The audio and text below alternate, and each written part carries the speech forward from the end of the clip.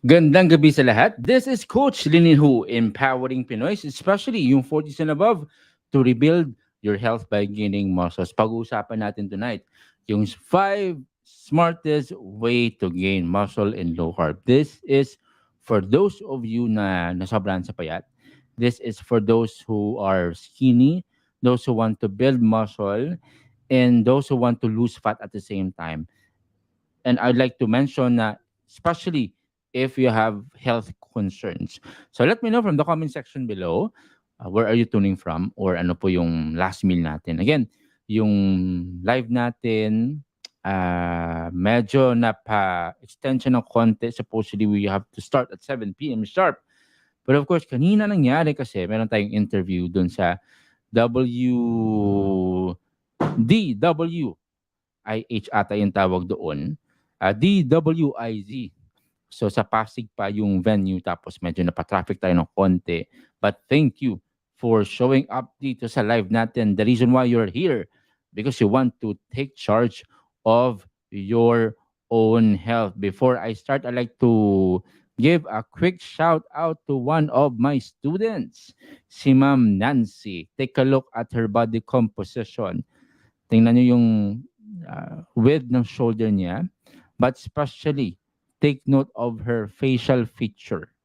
The reason why nag-iba po yung facial feature niya, bumata po siya dito sa right, is because nag-lose siya ng fat. The reason why nag-lose siya ng fat, because naglo-low carb siya, plus workout. So congratulations to you, Ma'am Nancy. Kaka re-enroll niya lang today for her another 3 months sa program natin sa WTG. So congratulations, Ma'am Nancy, for achieving this milestone. If you're watching right now, paki-comment naman dyan so that our viewers can acknowledge you as well. Hello again sa mga live viewers natin. I'd like to say quick hi and hello sa mga viewers natin dito. Si Aksi Mutia, watching from Saudi Arabia. Long time no see, Sir Aksi. Medyo hindi po tayo nakita for very, very long time. Hello, Ma'am Jen is one of my amazing students. Naglo-lose fat din po siya ngayon. Kamusta po tayo, Ma'am Jen?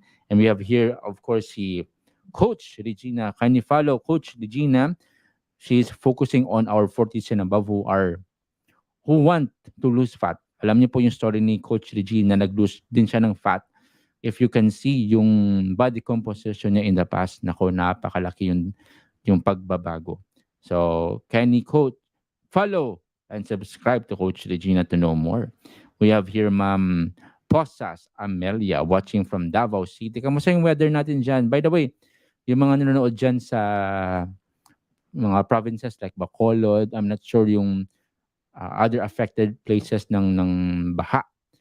Keep safe, keep dry, and I like to pray for your restoration then sa mga properties, especially nga na-destroy because of flood.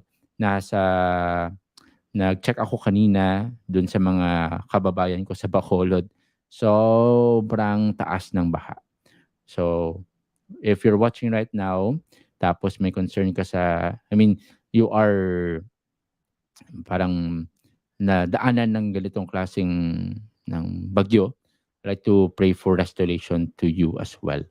Hope all is well sa mga viewers natin dito. No, Ma'am Esther Rain, watching from Nepal. Kamusta po yung mga Pilipino natin dyan?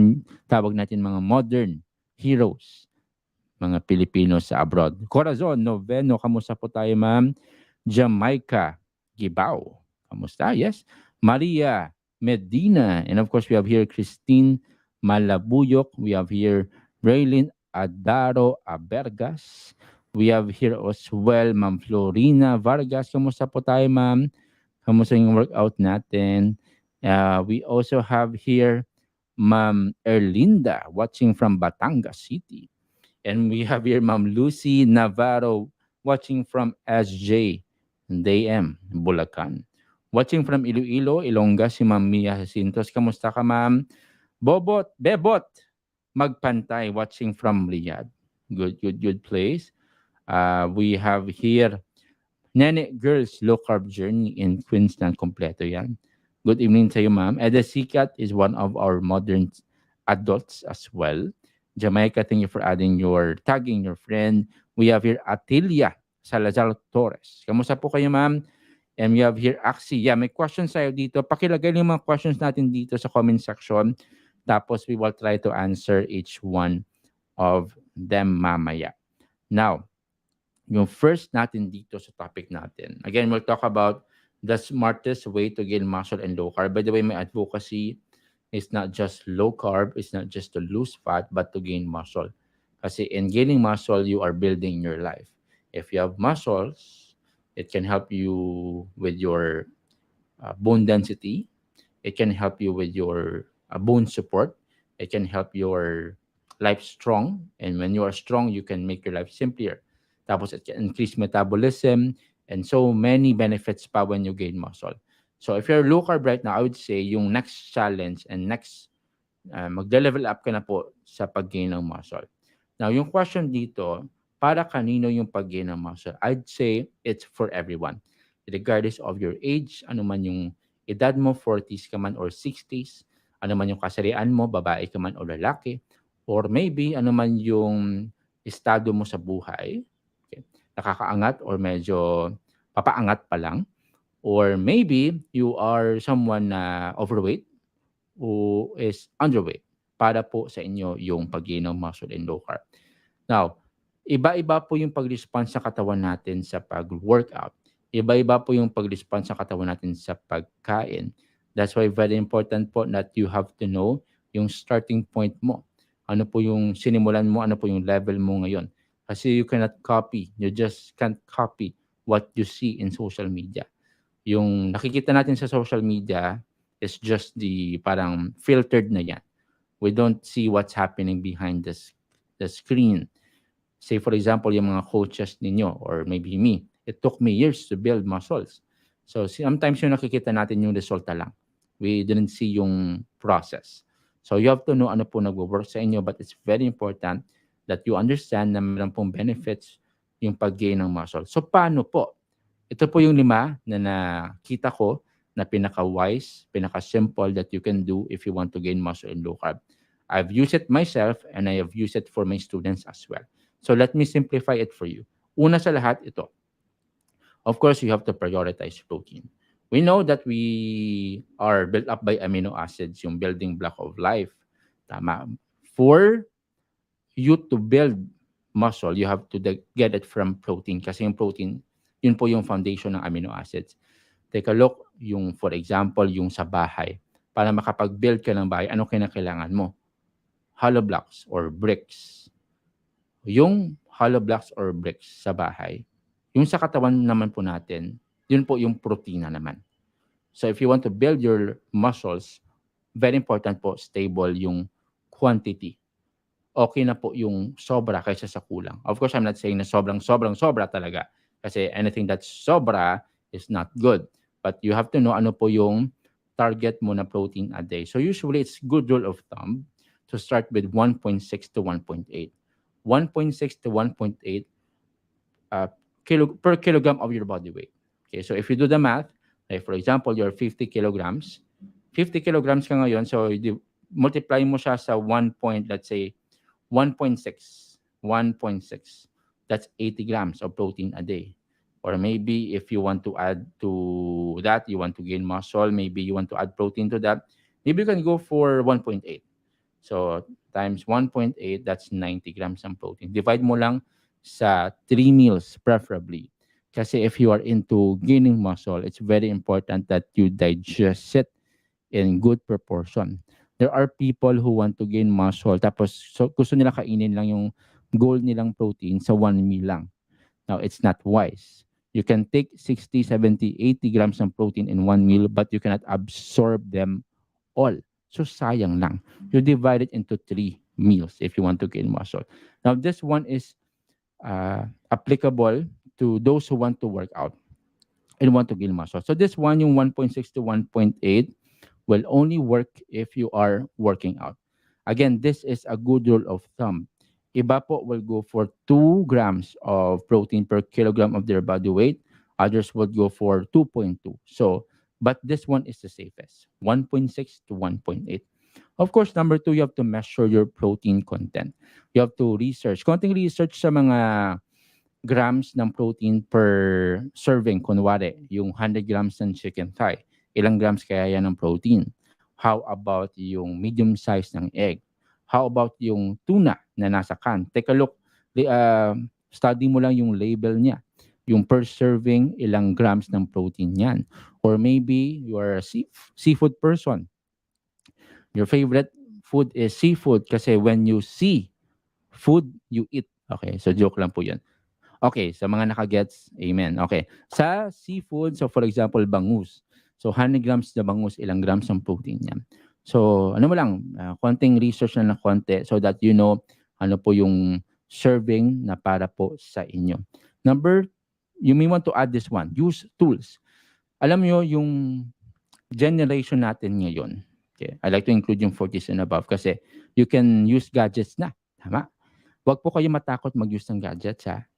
It takes time, yes. But once you get use of it, no, you can maximize your life. Kasi yung tools can simplify your life.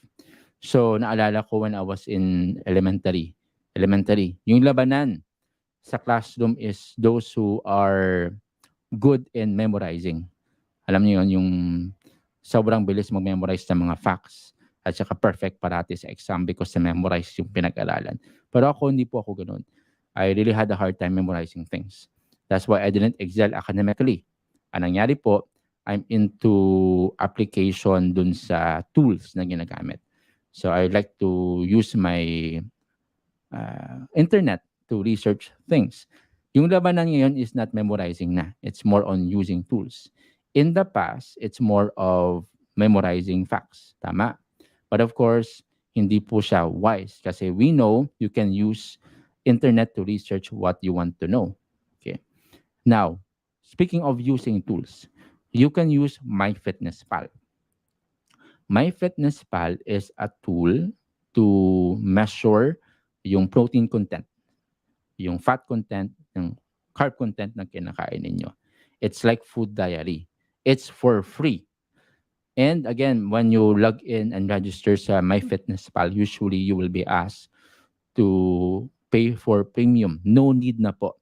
Click mo lang yung X button dun sa top, I think, right part ng gadget mo and you can proceed sa free version. I'm using free version as well. Now, the reason why I like to encourage you to use tools kasi number one, it simplify your life and also to check if sobra ka na po sa kinakain or kulang. So that before you end your day, you can adjust if ano pa yung kailangan mong i-hit. Kasi if hindi mo siya mini-measure, hindi mo alam if tama or hindi. Wala kang feedback ba? Wala kang correction na gagawin. But if may measurement ka po, you know ano po dapang adjustments yung kinakailangan. Now, very important po na yung supplementation, let's talk about supplementation. Yung supplementation is optional. The reason why it's called supplement because you supplement what you lack. So, for those who want to gain muscle, ito po yung common issue, number one. Parati silang busog. At saka, hindi nila kayang kumain ng marami. I would say the reason why hindi nila kaya because yung appetite nila nag-shrink. The reason why you cannot finish your meals because yung appetite mo, yung digestive tract mo nag-shrink, lumiit. Kasi nasanay sa 1 meal, nasanay sa 2 meal, nasanay sa low carb at saka high fat na diet. So mag-shrink talaga siya. So you have to train your appetite to have these meals. I would say hindi po siya malaking meals. Nasanay lang talaga yung appetite niyo na kumain ng maliliit. Okay, so you have to train your appetite to get back yun sa appetite mo na needed for you to gain muscle. Okay? So the reason why I bring that up, supplementation can help you. Supplementation kasi, especially yung protein shake, comes in liquid form. So magaan siya sa tiyan. So kayang-kaya mo, especially if you have concerns with your appetite, hindi mo maubos yung pagkain. Go for protein shake. Kasi liquid siya, mabilis siyang ubusin. Tama ba? So that's for the first point, prioritize protein. Number two, healthy fat. healthy fats. So fats, especially the healthy ones from avocado, from your olive oil, from your coconut oil, from your nuts, no? These are needed, essential nutrients po siya, and very important po siya to support hormone production. If you want to gain muscle, yung muscle po natin is dependent on hormone production, especially yung testosterone, especially yung adrenaline for lifting weights. So hormone po yung labanan. So kapag mababa yung hormones mo, most likely you won't gain muscle at all. So you have to replenish yung hormones mo. Paano mo po siya ma-replenish? Through healthy fats. Healthy fats. So go for fish, o salmon man yan, mackerel man yan, mataas po sila sa omega-3, and that's the thing that we need if we want to replenish yung hormone production natin. Also, if you're not taking much protein, say for example, less than 500 grams a week yung intake mo ng fish, that's where you can go for supplementation. Only if kulang yung fish mo. Kasi the reason why you supplement, kasi kulang. But if kaya naman from your real food, okay, from fish, don't need for fish oil. Okay. Healthy fats. Again, very important po yung fats for hormone production. And we need that, not just for building muscle, by the way, but for overall health.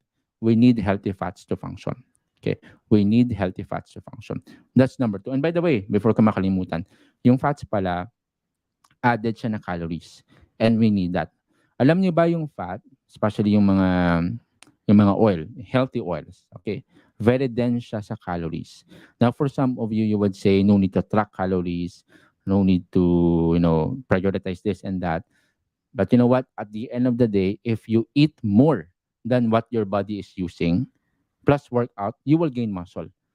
Pero if you're eating less, okay, than what your body is using, you will lose weight, you will lose fat. So that's the principle. The reason why I am encouraging you to somehow practice measuring at saka tracking your calories, because that's a principle. It's stone cold fact. Scientifically proven po talaga siya. Hindi po magic yung pag-gain ng muscle or pag-lose ng fat. It's a matter of measuring din. So I like to encourage you to do that. Of course, you don't do it all the time kasi I'm a believer of simplicity. Once you master at saka practice yung measuring, I believe for the next month, 2 months, or 3 months, you don't need to measure kasi you know how to estimate. You can only estimate. When you say estimate, you don't need to track everything you're eating. When you say you estimate, when you look at your plate, like yung ganitong parasong chicken thigh, alam mo na ilang grams siya. Yung ganitong size ng beef, alam mo ilang grams na siya. You can estimate. Other words, it's called guesstimate. Okay, guess at saka estimate. You can only have that, okay, calculated estimation if you practice. Okay, may basis po kasi. So go for that and then practice lang at saka enjoy the process. Healthy fats. Pangatlo, the third point, before I tell you the third point, this is a bit controversial for some, especially dun sa mga strict talaga sa low carb. No, so may mga tawag dito na low carb police na very dogmatic talaga. Parang religion na yung low carb. Kapag hindi low carb, cancel ka na agad. So I like to make this disclaimer that carb cycling is applicable for some people. This one is applicable as well for those who don't have concerns with their medications and those who don't have concerns with their diabetes. Okay, so yun po yung disclaimer natin. Now, yung muscles natin, kailangan din siya ng glycogen restore. Kailangan po siya ma-replenish din for full intense workouts lang. So this is what we call cycling, na may mga days lang that you take carbohydrates in moderation. There are days that you do take carbs for replenishment ng muscle mo, and also during those days na nag-full intense ka ng workout. Okay, it's not for everyone, and that's okay. So for example, if your activity right now is moderate activity, when I say moderate activity, these people are exercising 3 to 4 times per week. I will recommend go a carb cycling per week, once a week. So there will be a day, one day lang, that you replenish your glycogen, okay, yung carbohydrate store mo, once a week lang, if your activity is moderate. Okay?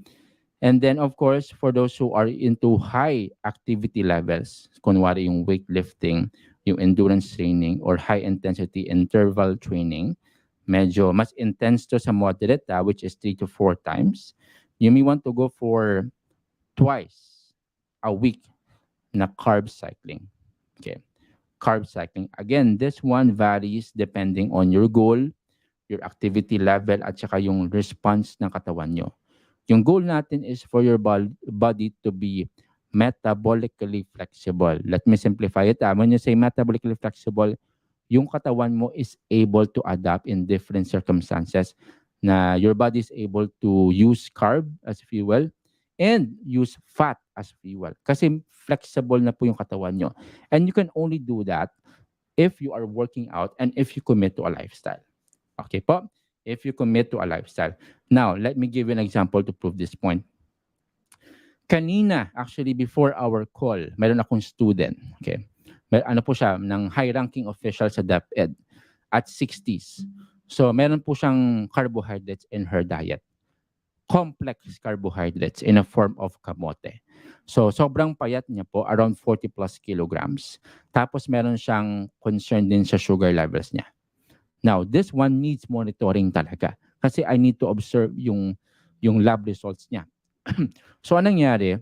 Pinakamote ko siya so that she can gain muscle, plus nagwo-workout din siya so that we can sustain her workout. After eating kamote, after working out, hindi po tumaas yung blood sugar levels niya. In good levels lang po siya. So, very good. Meaning to say, if you are using complex carbohydrates kasi may workout ka, no need to worry about it. And the advantage of working out is this. Alam niyo ba yung muscle is what we call glycogen storage. I've told you this all the time, no? Yung muscle is like a sponge. Siya po yung bahala sa sobra. Siya po yung bahala sa sobrang kinain nyo or sobrang intake ninyo. The reason why most athletes, they don't grow big, di po sila tumataba kahit anong kain nila because yung katawan nila is metabolically flexible. Meron po silang muscles. Okay? Flexible yung katawan nila. Okay? So, very amazing, no? It's good to know na yung katawan natin is able to adapt to different circumstances. And again, don't demonize yung pagkain. The goal of food is not restriction. The goal of food is nourishment at saka enjoyment. Again, with moderation din. Kasi again, I'm not saying this, I'm not broadcasting this, and it's applicable to everyone. If you have medical conditions, if you have concerns, your priority is health muna. Your priority is healing. Your number one priority is healing if you have medical concerns. Okay? But ang goal natin, if you're metabolically flexible, you're able to adapt to different circumstances. I hope that's clear, no? That's number 3. You go for carb cycling. And again, it depends on your goals at saka yung activity level mo. Pang-apat, of course, hindi mawawala si resistance training. Hindi mawawala si resistance training. Now, kanina, doon sa interview na DWIZ, okay, sabi ni Ate Maru, na nag-interview sa akin, Coach, ayaw ko mag-workout, okay lang ba? Sabi ko sa kanya, okay lang. Pero ito yung mga mamimiss mo na benefits. Number 1, you will lose some support sa bones mo. Kasi yung muscle is a support to your bones. Pangalawa, you will not optimize yung bone density mo. Yung bones natin, parang muscle din yan. If you expose sa resistance or sa challenge, it will grow. It will become strong. So, the reason why most women especially have concerns with osteoporosis is because yung bones niya walang resistance. Hindi siya na, bones density niya mababa. I'm sorry. Okay, mababa yung bone density niya. That is why you have to expose your bones to some form of training. We call it strength training. And when you say strength training, it includes not just muscles, but also your bones. So always focus on compound lifts. I always recommend for starters not to focus on compound lifts because these are the workouts that you hit multiple muscle groups at the same time. Kunwari, you have the squats, tama? So squats targets the glutes, the hamstrings, the quads, even your lower back. How about yung bench press? Yung bench press targets yung chest, also your shoulders. Also, we have deadlifts. Okay, targets yung hamstrings natin, yung glutes, a bit of back, a bit of traps, a bit of triceps. Master the compound lifts and you're good to go.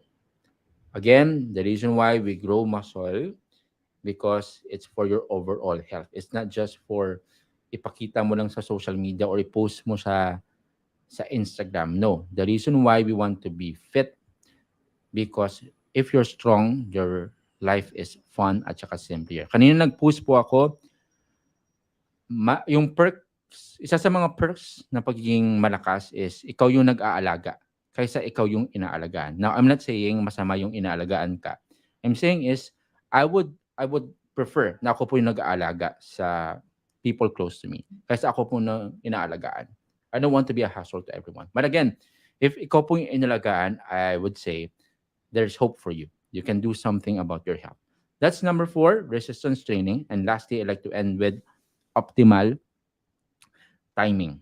Optimal timing. For those who want to gain muscle, you may want to consume rich protein at saka nutrient-dense meals, especially after your workout.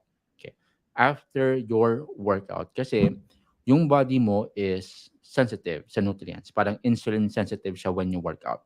When you are training fasting, especially for those yung schedule nila sa umaga, tapos yung workout nila hindi pa sila nakapag-breakfast, no? Hindi pa sila nakapag first meal. So nangyari when you work out, wala pa rin laman yung tiyan. Very sensitive siya sa nutrients. Now, the moment you take your meal, especially yung protein, yung pagbuo, no, tawag nila is protein synthesis. Yung pag-consume at saka buo ng protein to build muscle, mabilis. Kasi yung absorption na katawan mo is mabilis kasi nga wala siyang laman during your workout.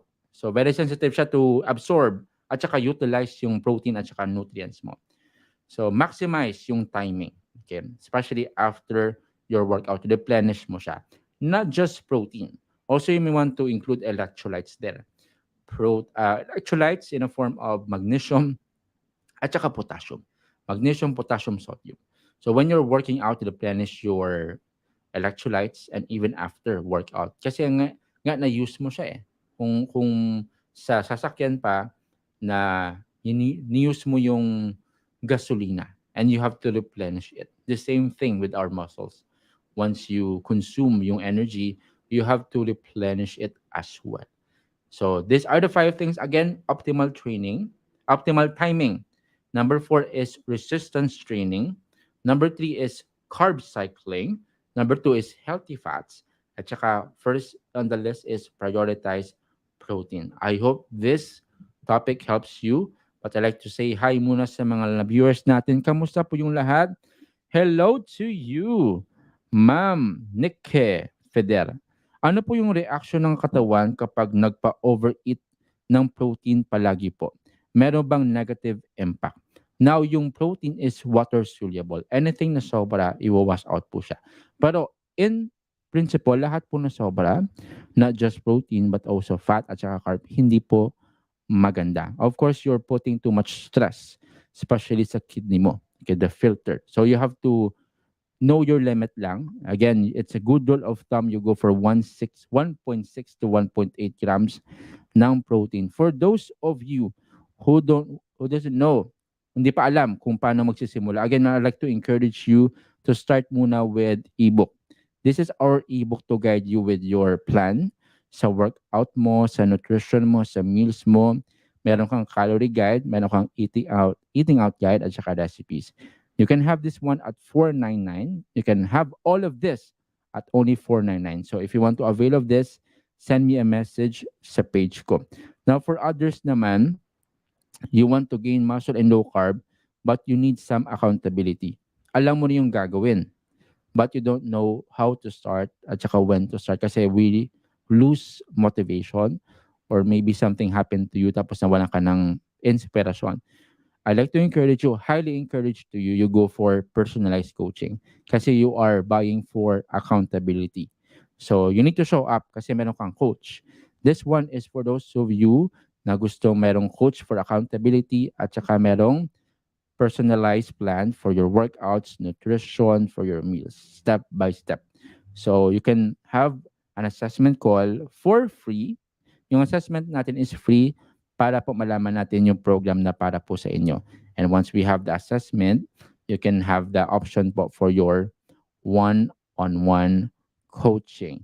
Again, this one for those who want to for those who want to start muna with ebook with a guide, you can start with this one. And for those who want a personalized coaching, you want accountability, go for one-on-one coaching. We are opening still our slot for month of August. I hope that helps you. Question muna dito.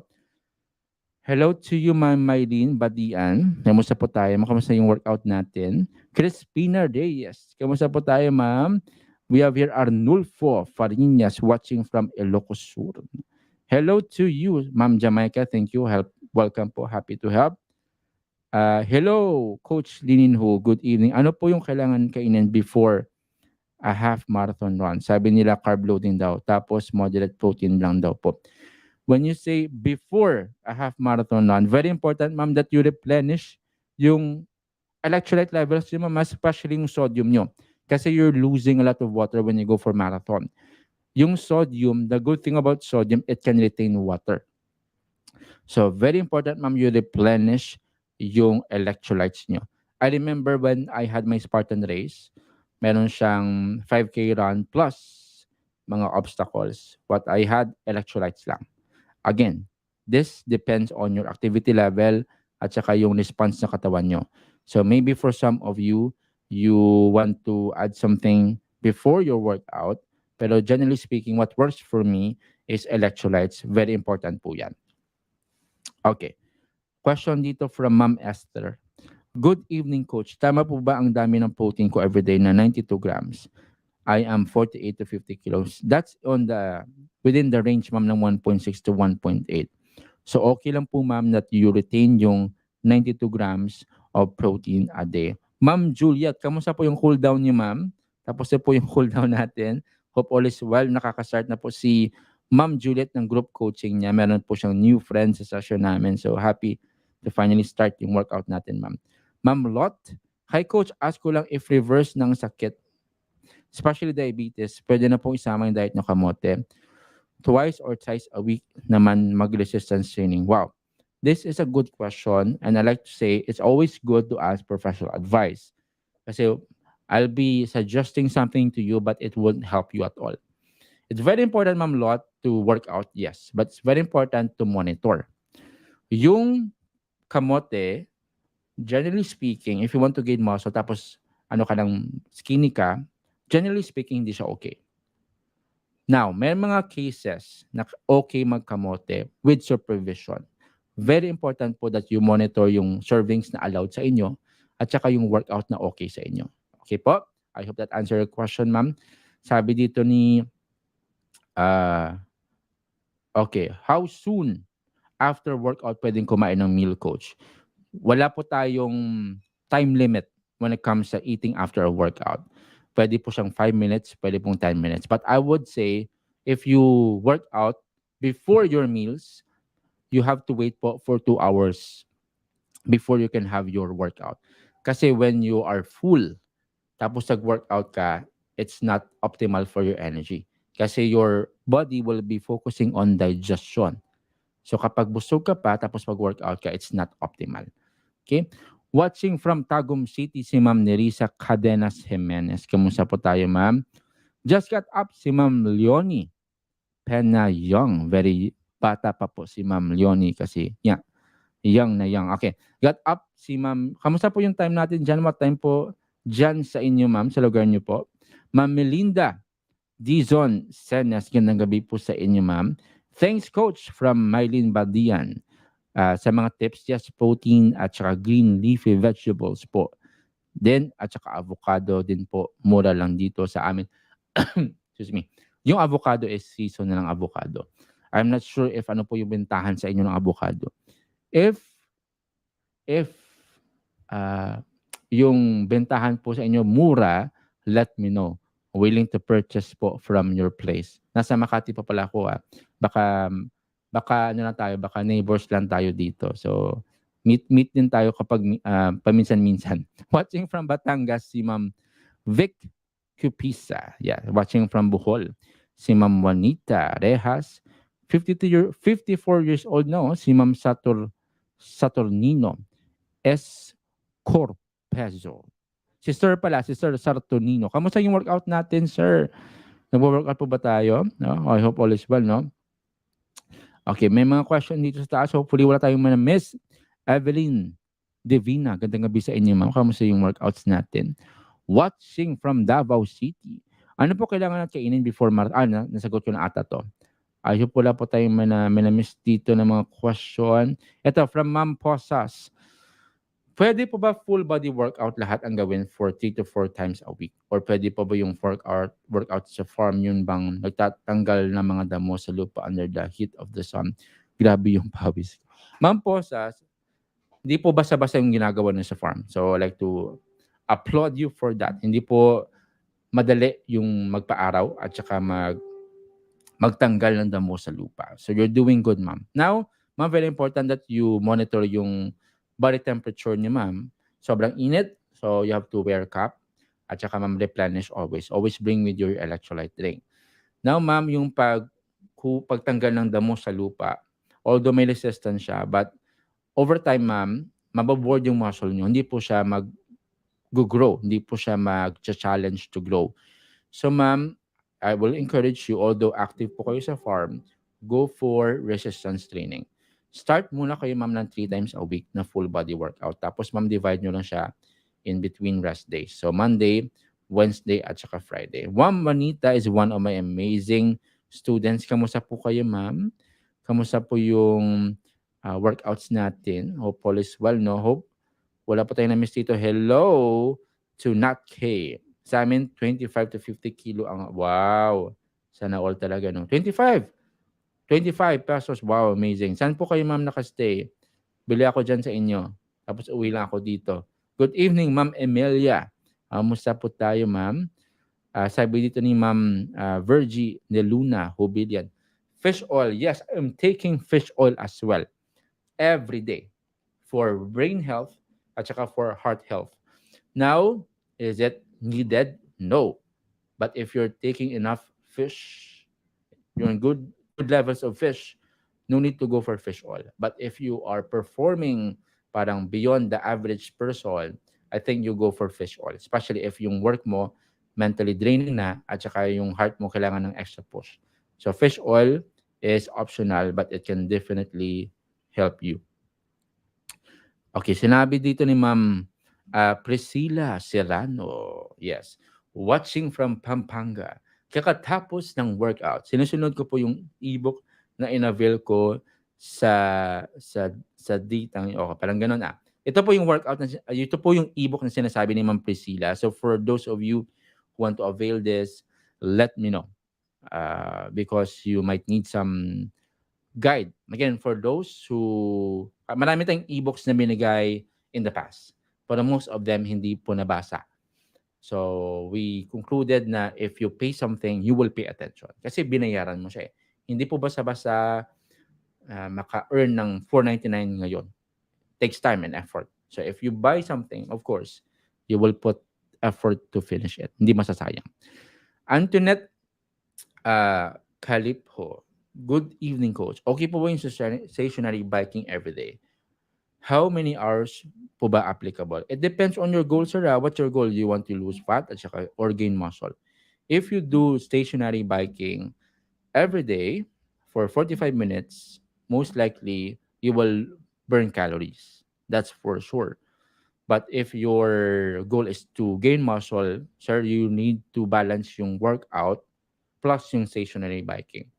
Stationary biking, I would say, is good for heart health It's good for lung health, and also it can increase yung pag-burn ng calories mo at a short span of time. So, good rule of thumb, sir, regardless of your goal. Kasi hindi ko alam yung goal mo, sir. You may start with twice a week na 45 minutes na stationary biking twice a week. That's a good rule of thumb. Okay? Sabi dito ni Ma'am Gemma Nacionales. Good evening, Coach. Skinny po ako at 59 years old. Nice. So, malapit ka na po mag dual citizen. Okay, sabi nila dual citizen. Filipino citizen at saka senior citizen. Advance happy birthday, Ma'am Gemma. 60th birthday. Old I'll dumbbell workout 3 times a day. 3 times a day, Ma'am Gemma, I like to clarify this, no? If 3 times a day po siya, hindi po siya recommended. Pero, if you mean 3 times a week, okay po siya. But I think, ma'am, you mean 3 times a week, no? But sometimes naman every day. But I really felt strong, coach, especially carry heavy loads for travel. Yes, ma'am, that's good rule of thumb. At 59 years old, you can still work out with dumbbells. I have students who are working out 60s. Meron 70. Possible po siya, so long you do it safely. Okay? Sabi dito, Coach, good evening. Gusto ko magpa-assist sa one-on-one coaching. Naka-avail ako ng ebook. Ma'am, meron na. Message po ako sa page ko. This is my page. We are opening our slots still for one-on-one coaching for the month of August. We have still slots for you. Message po ako so that I can give you the slot. But assess muna natin yung needs ni ma'am. Sabi dito ni Ma'am Christine, nasa ebook po ba yung progressive overload? Yes po, ma'am. The goal of progressive overload, again, is to challenge your body. Not too hard, not too easy, but just enough challenge so that your body will be forced to grow. Sabi dito ni Ma'am Juliet, yung avocado niya is at 25. Wow. Sa amin dito at 45 pesos per kilo. Yeah, hopefully as well. Maximize natin yung season ng avocado. Okay. I hope all is well. Wala po tayong na-miss dito ng mga questions. If may na-miss po ako, pagpasensyaan nyo na po ako. We will have it at Thursday. Thursday is our Q&A session. So Thursday, 7 p.m., sagutan ko po lahat yung tanong nyo. And then we'll have a lively discussion there sa Q&A natin. Medyo light lang po siya. Hindi po siya kagaya nito, parang teaching mode talaga. So, usap tayo at Thursday at 7 p.m. Again, I'd like to encourage you, if you're watching this, hindi po kayo nakatune in naka-follow sa page ko. This is my page, Coach Tininho. Once you're following this page, of course, you will be notified every time we have yung mga live sessions natin. Again, my goal for you is to help you, 40s and above, to rebuild your health by gaining muscles. There is still hope. May pag-asa po. So long you start taking charge of your own health. God bless po sa lahat, and see you sa session natin on Thursday sa Q&A. God bless you.